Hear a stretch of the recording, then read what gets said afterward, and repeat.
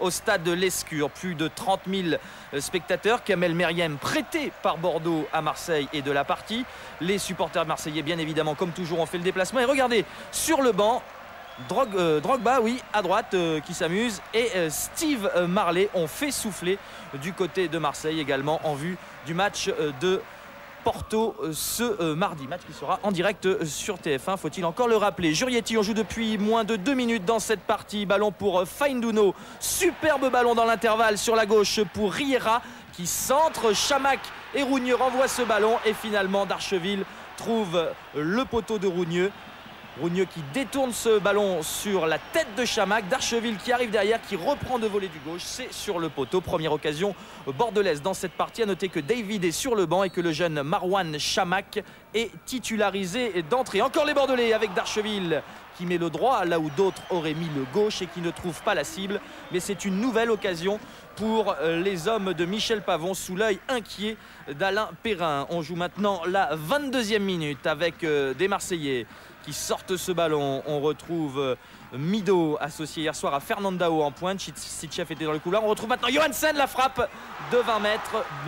Ulrich Ramé légèrement masqué, détourne comme il peut ce ballon à la trajectoire flottante.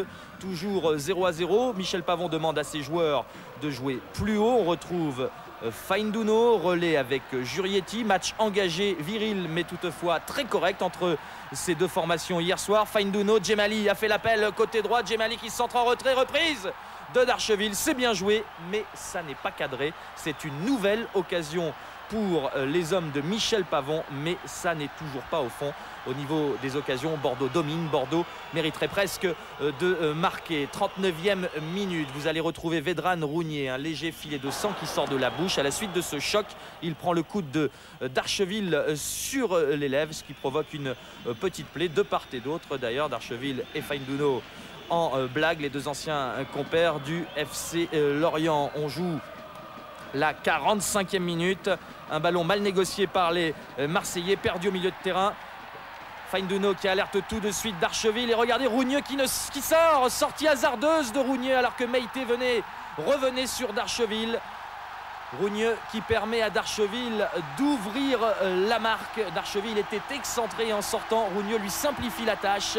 1-0. Joie de Fainduno sur les épaules de Costa. Et 6e but pour Jean-Claude Darcheville depuis le début de saison. On revoit cette belle ouverture de Pascal Fainduno qui, un peu comme un numéro 10 hier soir, a distillé d'excellents ballons à ses attaquants, en l'occurrence Darcheville et Chamac, plutôt complémentaires.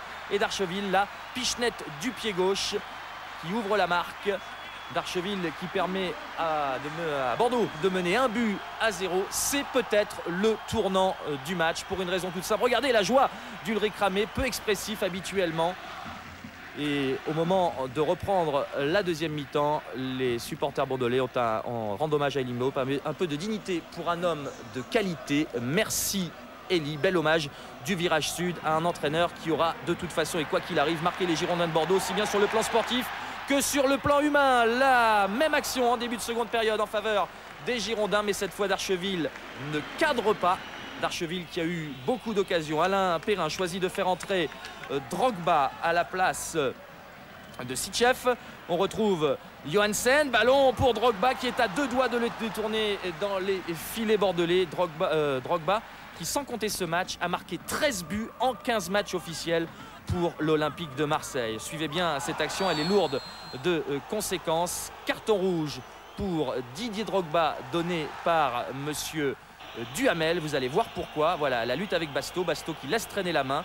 Drogba qui réplique par cette claque. Monsieur Duhamel a vu la claque et monsieur Duhamel sanctionne logiquement ce geste qu'on ne devrait pas voir. Didier Drogba qui s'estime victime d'une injustice car selon lui c'est Basto qui a commencé, pète un peu les plombs dans le couloir du stade Chaban-Delmas. Albert Raymond vient le calmer. Cette histoire se termine. Dur pour Alain Perrin, encore plus dur à la 75e minute quand Philippe Christanval à son tour est exclu. Christanval, auteur d'un bon match hier soir au poste de libéraux, il a fait apprécier ses qualités techniques et il est logiquement exclu pour cette main alors qu'un joueur bordelais partait au but, un acte d'anti-jeu.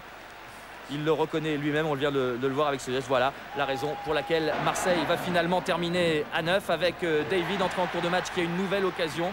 David qui se heurte à Rougnier, victoire de Bordeaux où on a remarqué le jeune Marouane Chamakh qui a énormément pesé hier soir sur la défense marseillaise et qui a fait un excellent match. Première victoire à domicile pour Michel Pavon, toujours invaincu avec ses Girondins de Bordeaux.